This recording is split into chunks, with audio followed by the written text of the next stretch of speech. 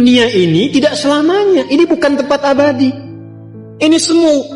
Dan kehidupan kematian yang berlangsung di dunia itu sejatinya memberikan kesan kepada kita untuk belajar. Kumpulkan bekal bagaimana caranya di dunia ini berhasil, di akhirat meraih kemuliaan. Itu yang dimaksudkan surah Al-Mulk itu. Surah 67 di ayat yang kedua. Walladzi khalaqal mauta wal hayata liyabluwakum ayyukum ahsanu amala. Ahsanu itu isim tafdil. Ya, dari kata hasanah tadi. Jadi kita mengumpulkan hasanah, tapi orientasinya akhirat. Dan untuk mencapai ke titik itu, Allah berikan bentangan jalannya disebut dengan ibadah.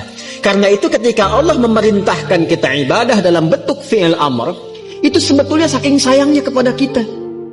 Kalau nggak sayang nggak akan diperintahkan.